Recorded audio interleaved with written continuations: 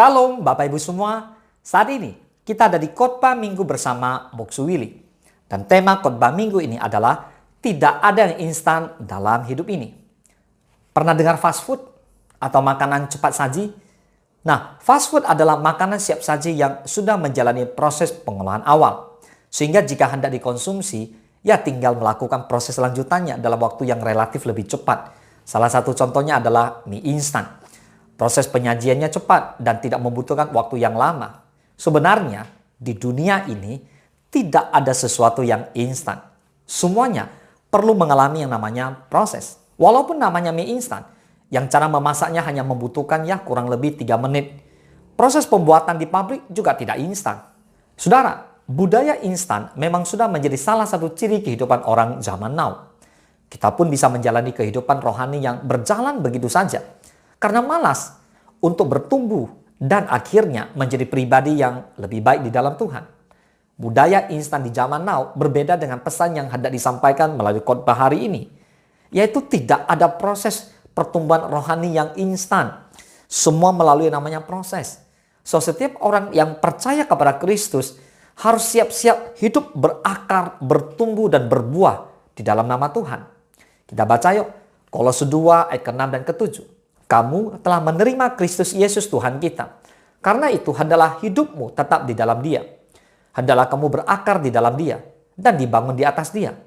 Hendaklah kamu bertambah teguh dalam iman yang telah diajarkan kepadamu. Dan hendaklah hatimu melimpah dengan syukur. Boleh katakan amin? Ibarat pohon yang tidak mungkin berbuah lebat kalau tidak bertumbuh kuat. Termasuk memiliki akar yang kokoh. Jadi Paulus menegaskan bahwa pertumbuhan yang sehat dan kuat bukan menekankan pada hasil, melainkan proses yang dijalani. Saudara, proses pertumbuhan setiap orang memang berbeda-beda. Startnya bisa sama, tapi finishnya bisa berbeda. Kamu bisa rindu untuk bertumbuh, tapi tidak akan mengalami pertumbuhan jika kamu tidak hidup berakar di dalam firman Tuhan. Oleh karena itu, Tuhan ingin kita semua pada hari ini benar-benar mengalami proses pertumbuhan yang kuat. Jadi bukan soal seberapa cepat kamu bertumbuh, tapi seberapa dahsyat kamu mengalami proses pertumbuhan itu. Nah, Bapak Ibu semua, ada usaha yang harus kita lakukan untuk bisa bertumbuh. Ada proses yang harus ditempuh tentunya. Untuk mengalami pertumbuhan yang baik dan berhasil, jaga dan peliharalah relasimu dengan Tuhan. Bangun hubungan dekat dengan Tuhan tentunya. Kemudian taat melakukan hal yang benar dan menjauhkan diri dari perbuatan yang buruk atau dosa. Jangan kamu membangun dan memiliki mental instan yang selalu menekankan kemudahan tanpa mau berjuang atau berusaha untuk mencapai sesuatu. Berproseslah bersama Tuhan, maka kamu akan bertumbuh kuat dan hidup berbuah bagi sesama. Tuhan kita juga cara bekerjanya melalui proses. Tuhan tidak bekerja dengan sistem instan. Mari kita lihat contoh-contoh berikut ini. Yang pertama, Abram berumur 86 tahun saat dia menurunkan Ismail. Selama 13 tahun Abram diproses Tuhan. Sehingga Abram berumur 99 tahun. Tuhan datang kepadanya untuk memberinya nama baru, Abraham. Pada waktu dia umur 100 tahun, Ishak baru saja lahir. Yang kedua, Yusuf adalah ekonom yang saat itu mengatur pengadaan bahan pangan bagi seluruh dunia. Bayangkan, Yusuf diproses dalam waktu yang tidak singkat. Dari sejak kecil jadi anak manja, dijual jadi kacung, masuk penjara jadi narapidana, dan terakhir dia jadi raja muda di Mesir. Pertanyaannya, dari mana Yusuf dapat mengatur sekian banyak gandum untuk seluruh dunia? Yusuf diproses Tuhan sejak dari kecil. Yusuf tidak menyia-nyiakan setiap proses yang Tuhan jalankan dalam hidupnya. Baik ketika di rumah Potifar, ketika dia di penjara, dia mengerti dan dia mau masuk dalam proses itu sendiri. Dan yang ketiga, Daud. Daud diproses Tuhan luar biasa Bapak Ibu. Untuk menjadi raja di Israel, sebelumnya dia harus menjadi anak yang ditolak keluarganya. Menggembalakan kambing domba di padang. Menghadapi singa dan beruang. Setiap hari bergaul dengan Tuhan dengan kecapi mungilnya. Rentang waktu antara dia diurapi dengan dia menjadi raja adalah kurang lebih 13 tahun. Bukan waktu yang singkat Bapak Ibu. Dan selama 13 tahun itulah, dia menjadi buronan yang dikejar-kejar raja yang sekaligus adalah mertuanya. Sekalipun dia tidak bersalah, Daud mengalami proses Tuhan dalam hidupnya yang tidak mudah. Dan yang keempat, Tuhan Yesus. Saudara, Tuhan Yesus pun mengalami proses dalam hidupnya. Tuhan Yesus dilahirkan di kandang binatang, dibesarkan dalam keluarga miskin, keluarga tukang kayu. Bahkan setelah Yesus dewasa, dia pun bekerja sebagai tukang kayu. Itu adalah proses yang tidak mudah loh. Dia menjadi seorang kakak bagi adik-adiknya. Dan pada usia 30 tahun, Tuhan Yesus baru terjun melayani Tuhan. Fisiknya yang kuat sebagai tukang kayu, itulah yang memproses dan mempersiapkan dia berjalan dari desa ke desa, desa ke kota, bahkan sampai perjalanannya di jalan salib. Dan yang kelima, Rasul Paulus, tanpa sadar di proses Tuhan, bahkan sejak dia menjadi murid, kecerdasannya dalam soal hukum Taurat ternyata dipakai Tuhan juga saat dia terpilih menjadi rasul untuk memberitakan kabar baik kepada baik orang Yahudi maupun kepada orang bukan Yahudi. Dan sekarang kita buka yuk Alkitab kita di Efesus 5 ayat 15 sampai ke 17.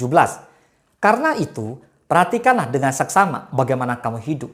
Janganlah seperti orang bebal, tetapi seperti orang arif. Dan pergunakanlah waktu yang ada, karena hari-hari ini adalah jahat.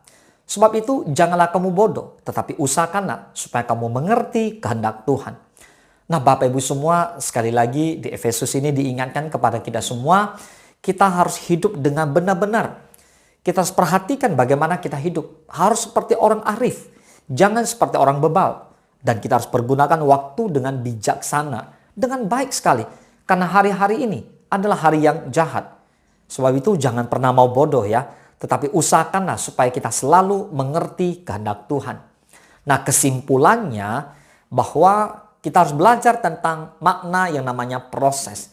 Jadi tidak ada sesuatu yang instan dalam kehidupan ini. Sekalipun mie instan, dibuatnya pun tidak instan. Hargailah setiap proses Tuhan dalam kehidupanmu.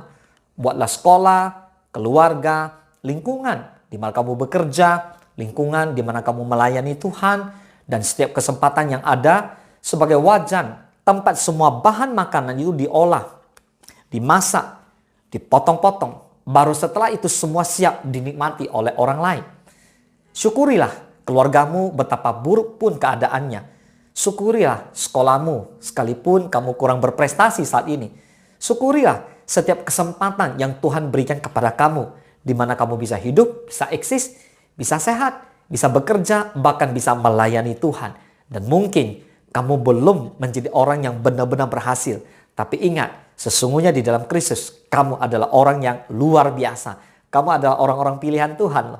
Jadi kamu adalah orang-orang yang harus bersyukur pada Tuhan bahwa segala sesuatu Tuhan bekerja untuk kehidupan saudara, untuk masa depan saudara, untuk satu kehidupan yang lebih baik dan selalu jadi berkat. Katakan amin. Mari kita bersatu di dalam doa. Bapa di dalam surga, terima kasih Tuhan Yesus buat berkat-Mu pada siang hari ini. Kami boleh bersama-sama ada di khotbah minggu. Kami belajar tentang tidak ada yang instan dalam kehidupan ini. Di mana kami mengerti segala sesuatu perlu proses. Baik di dalam sekolah, pekerjaan, pelayanan, apapun. Semua membutuhkan yang namanya proses. Oleh sebab itu Tuhan, kami bersyukur jika hari ini kami masih melalui proses itu. Sedangkan Tuhan Yesus pun mengalami proses yang panjang. Daud pun mengalami proses. Abraham juga melalui proses. Bahkan Paulus pun mengalami proses. Oleh sebab itu kalau hari ini kami juga mengalami proses, berikan kami hati yang mampu untuk mengucap syukur. Tetap Tuhan berikan kekuatan agar kami lulus dalam proses pembentukannya Tuhan. Terima kasih Bapa, kami mengucap syukur, kami berterima kasih. Hanya di dalam satu nama kami berdoa, yaitu Tuhan Yesus Kristus. Terpujilah nama Tuhan. Hanya di dalam nama Tuhan Yesus kami berdoa dan bersyukur. Haleluya. Mari Bapak Ibu semua sama-sama kita katakan amin. Selamat hari Minggu. Tuhan Yesus memberkati.